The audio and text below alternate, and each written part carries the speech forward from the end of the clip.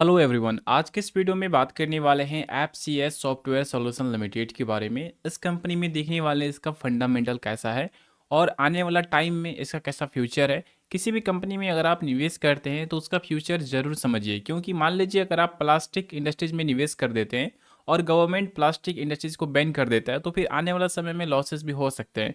तो इसलिए किसी भी कंपनी में अगर आप निवेश करते हैं तो उसका फ्यूचर बहुत ज़्यादा ज़रूरी है एनालिसिस करना। एंड इसका फंडामेंटल कैसा है, क्योंकि मान लीजिए अच्छे फ्यूचर कंपनी में आपने निवेश किया, जो कंपनी आने वाला समय में बहुत अच्छा ग्रो कर सकता है, आपने उसमें निवेश किया, लेकिन हो सकता है कि कंपनी के मैनेजमेंट अच्छा से बिजनेस ना कर सके और कंपनी को लॉसेस हो जाए, या उसके जो कॉम्पिटिटर है वो काफ़ी हाई वैल्यू वाला हो और उसमें बहुत ज़्यादा प्रॉफिट बने, लेकिन जिस कंपनी में आप निवेश किए हैं उसका प्रॉफिट ना हो, तो यहाँ पे आपको भी लॉस हो सकता है। तो इसलिए सब कुछ समझ कर ही किसी कंपनी में निवेश करने चाहिए, वो 1 रुपये का शेयर हो या 100 का हो या 1000 का हो। तो चलिए सबसे पहले आगे बढ़ते हैं और समझते हैं कंपनी का काम क्या है।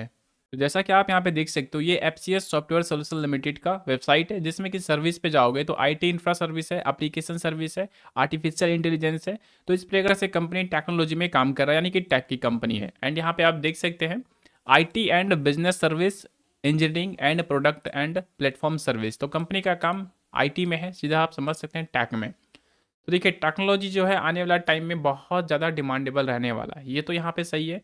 फ्यूचर में कंपनी को बहुत अच्छा बेनिफिट हो सकता है अगर ये कंपनी अच्छे से काम किया तो सॉफ्टवेयर सर्विस में कंपनी का काम बना हुआ है। किसी भी कंपनी का सबसे जो मेन पॉइंट होता है बैलेंस शीट। अगर कंपनी का बैलेंस शीट कमज़ोर है तो कंपनी कितना भी दम लगा ले, प्रॉफिट उसको नहीं होगा। बैलेंस शीट कमज़ोर कैसे हो जाता है? किसी भी कंपनी पर कर्ज अगर ज़्यादा हो जाए तो उसका बैलेंस शीट कमज़ोर हो ही जाएगा, और फिर कंपनी जितना कमाएगी वो कर्ज में उसका ब्याज चला जाएगा, कर्ज देने में चला जाएगा, फिर कंपनी को प्रॉफिट होगा ही नहीं। तो इसलिए कंपनी का बैलेंस शीट भी चेक करना बेहद इंपॉर्टेंट हो जाता है। यहाँ पे आप देख सकते हो ये कंपनी के बैलेंस शीट है, और इसमें कंपनी के कर्ज की बात कर ले तो अभी यहाँ पे डेट फ्री कंपनी है।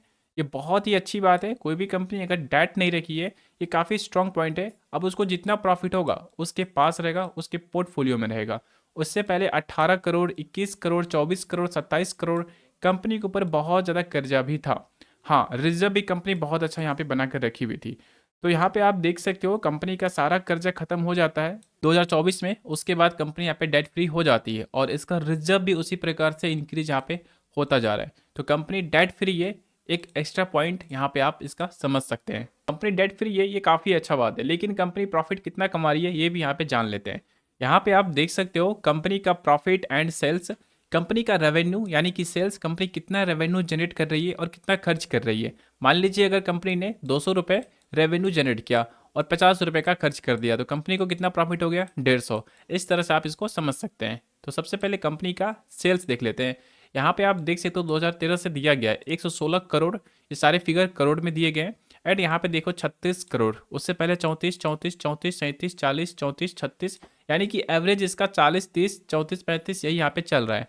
एंड 133, 116 2014 में कंपनी ने इस प्रकार का रेवेन्यू जनरेट किया था। उसके बाद कंपनी का हालत यहाँ पे बहुत ही खराब हो गया सेल्स में, ठीक है। तो कंपनी के रेवेन्यूज बहुत ज़्यादा यहाँ पे कम होता है आज से 10 साल पहले के कंपेयर में। हालांकि अभी कंपनी का अगर रेवेन्यू की ग्रोथ की बात कर ले तो इसमें कोई भी ग्रोथ आपको नहीं दिखेगा, यानी कि कंपनी अपने सेल्स को आगे नहीं बढ़ा पा रही है।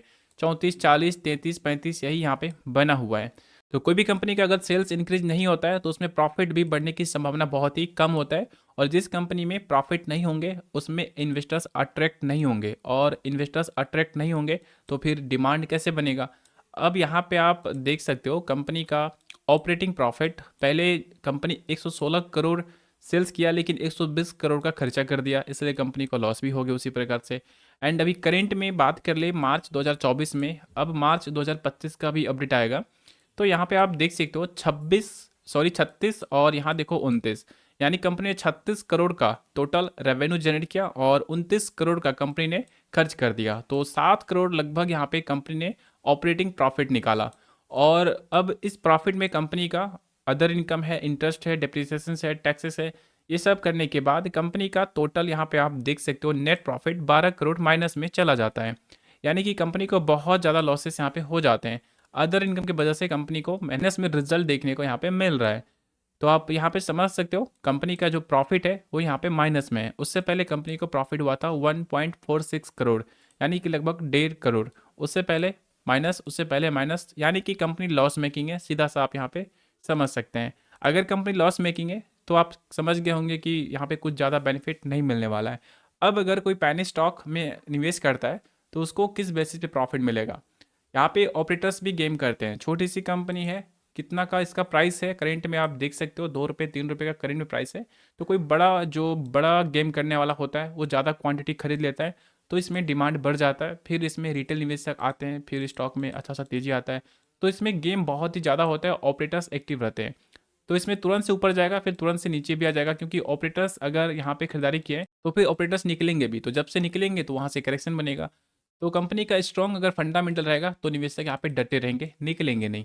तो कंपनी का फंडामेंटल स्ट्रॉन्ग नहीं है, आपने देख लिया, इसका बैलेंस शीट तो ठीक है लेकिन कंपनी प्रॉफिट नहीं बना पा रही है। तो इस कारण आप कह सकते हैं कि इसका फंडामेंटल में कुछ ज़्यादा दम है नहीं। हाँ, अब कंपनी का मार्केट कैप समझ लेते हैं। 451 करोड़ कंपनी का मार्केट कैप है, यानी कि कंपनी स्मॉल कैप है, ठीक है। स्मॉल कैप से भी नीचे आप अगर इसको देना चाहेंगे माइक्रो कैप, तो आप यहाँ पे समझ सकते हैं। एंड ROC कंपनी का 3% है, रिटर्न ऑन इक्विटी लगभग 2% है, and earning per share company का पॉजिटिव है। तो कंपनी तो लॉस मेकिंग है लेकिन कंपनी का अर्निंग पर शेयर ठीक है। तो क्वार्टर बेसिस पे ठीक रिजल्ट है, इसलिए थोड़ा सा अर्निंग पर शेयर पॉजिटिव में, नहीं तो ये भी माइनस में देखने को मिलता। तो सीधा सी बात है कि कंपनी का फंडामेंटल बिल्कुल भी अच्छा नहीं है। और प्रमोटर्स के पास 19% के स्टेक है, जहाँ पे FI के पास नहीं है, DI के पास 0.03% है, और वहीं पब्लिक की बात कर ले 80% का स्टेक है। तो बहुत ज़्यादा पब्लिक के पास माल है, लेकिन कंपनी का बैलेंस शीट बहुत ही स्ट्रांग है। तो कब इंप्रूव होगा? जब कंपनी अपना सेल्स को इंक्रीज कर लेगा।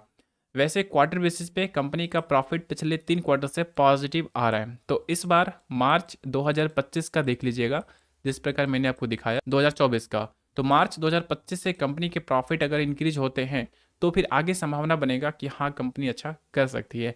बाकी ऐसे कंपनी में अगर आप निवेश करते हैं तो आपको सोच समझ के निवेश करना चाहिए, ज़्यादा पैसा ऐसी कंपनी में ना लगाएं जहाँ पे आपको लॉस होने की संभावना बहुत ही ज़्यादा हो। तो ऐसा कंपनी में रिस्की होता है, तो रिस्की वाला पैसा ही लगाएं जितना कि आप कवर कर सकते हैं। तो मार्केट में बहुत सारे अच्छे स्टॉक है, उसमें जाना चाहिए। तो पहले स्टॉक रिस्की होता है, बहुत ज़्यादा रिवॉर्ड मिलता है लेकिन बहुत ज़्यादा रिस्की भी होता है। तो आप देख सकते हो नेट प्रॉफिट कंपनी का ठीक ठाक यहाँ पे बन रहा है। तो आने वाला है मार्च 2025 के रिजल्ट, उसमें कंपनी अच्छे रिजल्ट देती है तो कुछ दिन अच्छा परफॉर्म करेगा।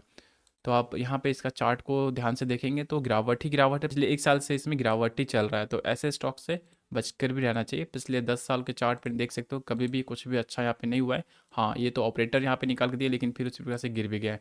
तो उसी प्रकार होगा, जब ऑपरेटर्स आएंगे तो इसमें रिटर्न्स मिलेंगे, और नहीं तो जब कंपनी अपना अच्छा रिजल्ट देने लगेगी तो फिर इसमें अच्छा इंप्रूवमेंट होगा। तो वीडियो कैसा लगा कमेंट में बता दीजिएगा। अगर कोई और भी कंपनी का एनालिसिस आपको चाहिए तो कमेंट कर दीजिएगा, मैं उसका एनालिसिस कर दूंगा। थैंक यू सो मच, मिलते हैं नेक्स्ट वीडियो में। Thank you.